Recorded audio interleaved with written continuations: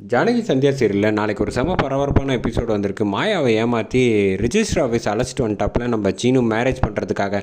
Miss பண்ணாமல் full video கேளுங்க, செம பரபரப்பாக இருந்துச்சுன்னே சொல்லலாம். இந்த பக்கம் சீனு வந்து வேகமாக வராங்க. என்ன நீ சொன்னையா இல்லையா அப்படின்னு மாயா கேட்டோன்னே, இல்லை நான் சொல்லலான்னு தான் நினச்சேன், பட் அதோட ஒரு பெட்டர் யோசனை வந்துச்சா அதான் அப்படின்னோடனே, சும்மா வந்து நீ கதை சொல்லிக்கிட்டே இருக்காத, நீ இப்போ சொல்லலைன்னா வந்து எப்போ தான் சொல்ல போகிற, நம்ம ரெண்டு பேருக்கு வந்து கல்யாணம் வந்து எவ்வளோ சீக்கிரம் சொல்லணுமோ அப்போ தான் வந்து ஒரு பிரச்சனை வரும், அதுக்கப்புறமேட்டுக்கு தான் சரியாகும் அப்படின்னு சொன்னோன்னே, எனக்கு ஒரு ஐடியா இருக்குதுன்னு சொன்னேன்ல, அதை முதல்ல கேளு அப்படின்னோடனே, இப்போ முதல்ல வந்து தனா பிரச்சனை வந்து என்ன இது எப்படி தெரிஞ்சிச்சு, அவள் விளாட்றது தெரிஞ்சதுக்கு அப்புறமேட்டுக்கு மாமா வந்து ஏற்றுக்கிட்டாப்புல. அப்படின்னா என்ன அர்த்தம், அவர்கிட்ட சொல்லாமல் ஒவ்வொரு விஷயமும் செஞ்சோன்னா நிச்சயமாக வந்து அவர் ஏற்றுக்கிறாரு. அதனால் வந்து நம்ம ரெண்டு பேரும் வந்து ரிஜிஸ்டர் மேரேஜ் நாளைக்கு பண்ணிக்கலாம், பண்ணி முடிச்சுட்டு வீட்டுக்கு வந்துடுவோம், வந்ததுக்கப்புறமேட்டுக்கு வந்து எதுவாக இருந்தாலும் பார்த்துக்கலாம் அப்படின்னு சொன்னோன்னே, பிச்சு போடுவோம் பிச்சு, அந்த பேச்சே கிடையாது. அது வேறு விஷயம். தனா கேம் விளாட்றதும் நம்மளோட கல்யாண விஷயமும் ஒன்றா? அப்படிலாம் கிடையாது, நீ தப்பு தப்பாக யோசிக்கிற. பெரியப்பாவுக்கும் சரி பெரியம்மாவுக்கும் சரி ரெண்டு பேருக்கும் சொல்லி மனசார சம்மதம் சொல்லி இதுக்கப்புறமேட்டுக்கு தான் கல்யாணம் நடக்கணும், அதுதான் வந்து நமக்கு வந்து நல்லது அப்படின்னோடனே, இங்கே பாரு அவங்க சொன்னால் தான் ஏற்றுக்க மாட்டாங்கல்ல, உனக்கு என்ன பிரச்சனை அப்படின்னோடனே, இதுக்கெலாம் என்னால் ஏற்றுக்க முடியாது, நான் கிளம்ப போகிறேன் அப்படின்னு சொன்னோன்னே, இங்கே சீனு வந்து அதே யோசனையோட வண்டியில் வேகமாக ஓட்டிகிட்டு வந்துட்டு இருக்கப்போ டக்குன்னு வந்து எதிர்த்துல வர்ற வண்டியை வந்து பைக்கில் வந்து இடிச்சிடுறாப்புல. இடித்த உடனே வந்து ரெண்டு பேரும் சண்டை போடலான்ட்டு பார்க்குறாங்க. அதுக்கப்புறமேட்டுக்கு தான் வந்து அது வந்து குமார் பஞ்சாயத்தில் உதவி செஞ்சாப்புல அவராக இருக்கும்.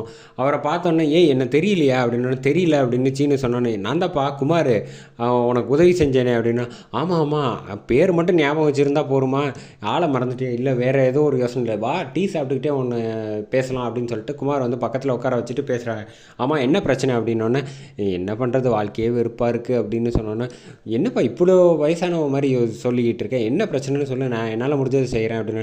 அன்றைக்கி உங்கள் கூட என் கூட ஒரு பொண்ணு வந்துச்சுல, அந்த பொண்ணை லவ் பண்ணுறேன் அப்படின்னோடனே, சூப்பரு அப்படின்னோடனே, அப்போ கல்யாணம் பண்ணிக்கணும்னு கூப்பிட்டா வரமாட்டேங்கிறா ரிஜிஸ்டர் மேரேஜுக்கு அப்படின்னோன்னா, அப்படியா ஏன் வரமாட்டேங்கிறா, எனக்கு ஏற்கனவே இன்னொரு பொண்ணு கூட நிச்சயம் ஆகிருக்கு, அதனால் இவளை கூப்பிட்டா வந்து கல்யாணம் பண்ணிக்க வரணும். ஓ நிச்சயத்துக்கு அப்புறமேட்டுக்கு இன்னொரு பொண்ணோட இல்லைவா, சூப்பராக இருக்கே, பயங்கரமாக இன்ட்ரெஸ்டிங்காக இருக்கும் போலையே உன் லைஃப் அப்படின்னோடனே, இல்லை இப்போ அதுதான் பிரச்சனையே அப்படின்னோடனே, கூப்பிட்டா வரமாட்டேறான், நீ ஒன்றும் கவலைப்படாத, அதுக்கு நான் ஒரு ஐடியா பண்ணுறேன் அப்படின்னு சொல்லிட்டு குமார் வந்து ஒரு ஐடியா சொல்கிறாப்புல.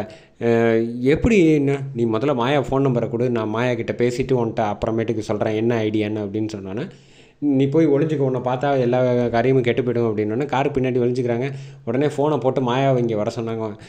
மாயாவும் வந்துடுறாங்க. ஆட்டோவில் வந்ததுக்கப்புறம், எனக்கு ஒரு உதவி செய்ய அப்படின்னா, நீங்கள் எவ்வளோ பெரிய உதவி செஞ்சுருக்கீங்க, என் நம்பர் உங்களுக்கு எப்படி கிடச்சிச்சு இன்னும் மாயா கேட்டேன்னா, நீ தான் இன்றைக்கி பஞ்சாயத்தில் போகிறதுக்கு முன்னாடி கொடுத்துட்டு போனேன்ல அப்படின்னா, சரி அது இருக்கட்டும் அப்புறம் நின்று அந்த பெருசாக எடுத்துக்கல மாயா, எனக்கு ஒரே ஒரு உதவி செய்யணும், நான் வந்து இப்போ புதுசாக கல்யாணம் பண்ணிக்கலான்ட்டு இருக்கேன் அப்படின்னோன்னே, அப்படியா சரி, அப்போ உங்கள் ஒய்ஃப் அவள் தான் நான் வந்து இப்போ போகலான்னு துரத்தி விட்டுட்டேனே, அதனால் இந்த பொண்ணை தான் கல்யாணம் பண்ணிக்க போகிறேன் அப்படின்னு சொன்னோன்னே, ஓ அப்படியா விஷயம், சரி அதுக்கு நான் என்ன செய்யணும், நீங்கள் ரெண்டு பேரும் எனக்கு வந்து கையெழுத்து போட்டு கொடுக்கணும், ரெண்டு பேரும் சேர்ந்து, ரெண்டு பேருன்னா எனக்கு யாருமே கிடையாதுல்ல, அவன் கூட இன்னொரு பையன் இருந்தானே உயரமாக, அவனை வந்து எனக்கு கையெழுத்து போட சொல்கிறியா, அவன் அழைச்சிட்டு வந்துடுறியா அப்படின்னா, அவன் சீனுவா, அவன் வருவானா அப்படின்னு கேட்குறாங்க.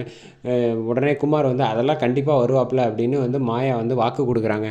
அதுக்கு வந்து கல்யாணத்துக்கு வரணுன்னா உங்களோட வந்து சைன் பண்ணுறதுக்கு உங்களோட டீட்டெயில்ஸ் எல்லாம் ஃபோட்டோலாம் வேணுமா, அதையும் வர்றப்ப வந்து எடுத்து கொடுக்குறியா சீனுக்கிட்ட அப்படின்னோடனே, சரி கொடுத்துட்றேன் அப்படின்னு சொன்னோன்னே, இந்த பக்கம் வந்து வீட்டுக்கு வந்துடுறாங்க. வீட்டுக்கு வந்ததுக்கு அப்புறமேட்டுக்கு சீனு வந்து ஒன்றுமே தெரியாத மாதிரியே இருக்காங்க. இங்கே மாயா வந்து சொன்னாங்க, குமார் ஒருத்தர் இருக்காப்புல, அவருக்கு யார் குமார் அப்படின்னோடனே, நமக்கு உதவி செஞ்சாங்கல்ல சிவா பிரச்சனை இல்லை அப்படின்னோன்னா, ஆமாம் அவருக்கு வந்து கல்யாணமா, அவருக்கு சாட்சி கையெழுத்து போடுறதுக்கு நம்ம போகணும் ரெண்டு பேரும், நான் எதுக்கு வர போகிறேன், நீ மாட்டுக்கு நான்லாம் வரமாட்டேன் அப்படின்னோடனே, உனக்கு கொஞ்சமாவது மனசாட்சி இருக்கா, அவர் எவ்வளோ பெரிய உதவி செஞ்சுருக்காரு, வரணுன்னா வந்து தான் ஆகணும் அப்படின்னு சொல்லிட்டு, சரி நான் வந்து என்னோடய கையெழுத்து போடுறதுக்கு நம்மளோட டீட்டெயில்ஸு ஃபோட்டோஸ்லாம் கேட்டாங்க, அந்த பேப்பர்லாம் கொடுக்குறேன், நீ ஒரு காப்பி எடுத்துக்க, நான்லாம் கொடுக்க மாட்டேன், என்ன விளாட்றியா, யாருக்காவது வந்து நான்லாம் கையெழுத்து போடணுமா, சொல்கிறத கேளு, இந்த மாதிரி தேவையில்லாத பேசுகிறேன், பார்த்தியா நீ யாருக்கோ வந்து கல்யாணம் பண்ணிக்கிட்டு அதுக்கப்புறமேட்டுக்கு அவங்களுக்கெல்லாம் உதவி செய்கிற, நம்ம புதுசாக கல்யாணம் பண்ணிக்கலான்னு நான் சொல்கிற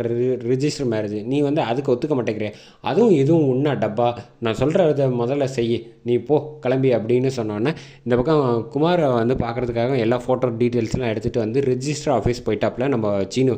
செம அதிரடியாக இருக்குன்னு சொல்லலாம் அந்த சீனு. கரெக்டாக உள்ளே போயிட்டு ஆஃபீஸில் போய் எல்லா டீட்டெயில்ஸையும் கொடுத்துட்றாங்க. பொண்ணு ஓகே தானே அப்படின்னா, பொண்ணு கொஞ்சம் லைட்டாக பயப்படுறா அப்படின்னோன்னா, அது ஒன்றும் பிரச்சனை இல்லை, லவ் தானே பண்ணுறா உன்னை, ஒன்றும் பார்த்துக்கலாம் எதுவாக இருந்தாலும் அப்படின்னு சொல்லி, நாளைக்கு உனக்கு கல்யாணப்பா பண்ணி வைக்க வேண்டியது ஏன் பொறுப்பு அப்படின்னு குமாரும் சொல்லிடுறாங்க, ரிஜிஸ்டரும் சொல்லிடுறாங்க. இந்த சந்தோஷத்துலேயே வந்து ஒரு புடவையை எடுத்துகிட்டு வந்து சீனு வந்து கொடுக்குறாங்க மாயா. ஆவுன்னா இப்போ புடவையே கொடுக்குறிய அப்படின்னோன்னா, என்ன அவங்களுக்கு தானே கல்யாணம் ஆகணும், இல்லை நமக்கு தான் கல்யாணம் அப்படின்னு மனசில் நினைக்கிறாங்க. அதோட முடிக்கிறாங்க.